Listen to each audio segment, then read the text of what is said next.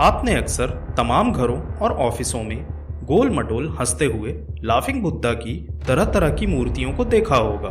कई बार इन्हें good luck के तौर पर दोस्तों या परिचितों को गिफ्ट भी किया होगा।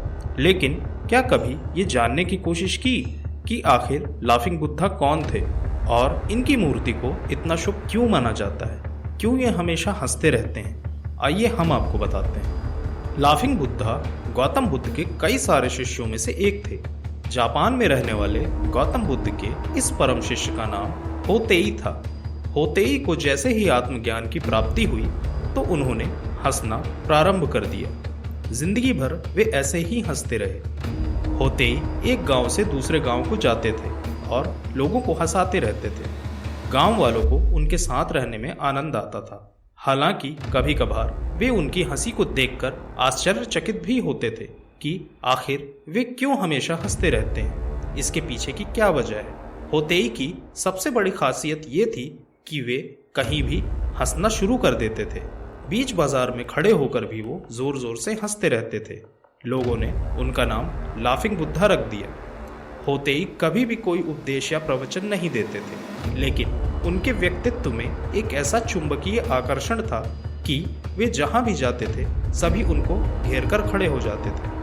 लाफिंग बुद्धा को देख लोगों को भी हंसी आती थी और सभी खुलकर हंसते थे, और वो भी बिना किसी संकोच के। लोगों की जिज्ञासा को देखते हुए एक बार होतेई ने कहा कि उनके पास अब कहने को कुछ भी नहीं है।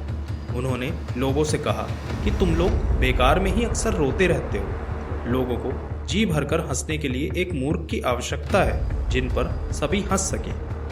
होतेई ने कहा कि उनका बस यही संदेश है कि किसी व्यक्ति का रोना या शोर मचाना उसकी व्यक्तिगत समस्या है। ईश्वर ने जिस दुनिया की रचना की है वो हंस रही है। चांद, तारे, फूल, पौधे, पक्षी सभी हंस रहे हैं और हम बैठकर रो रहे हैं।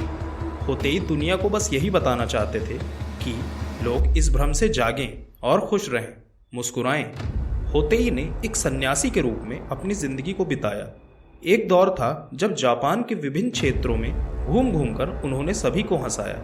जापान में ही उन्होंने समाधि भी ली। लोग उनकी संगति में शांति का अनुभव करने लगे थे। तो ये थी लाफिंग बुद्धा की वास्तविक कहानी। इस वजह से लोग पॉजिटिविटी को आकर्षित करने के लिए आज भी अपने घरों में उनकी मूर्ति या तस्वीर को लाकर रखते हैं। हालांकि इसे किसी खास दिशा और नियम के अनुसार ही रखना चाहिए, नहीं तो भविष्य में इसका उल्टा फल भी मिल सकता है। दोस्तों, आशा करता हूँ कि ये कहानी आपको अच्छी लगी होगी। यदि हाँ तो हमें कमेंट बॉक्स में ज़रूर बताएं, और वीडियो अच्छी लगी हो तो चैनल को सब्सक्राइब करना ना भूलें।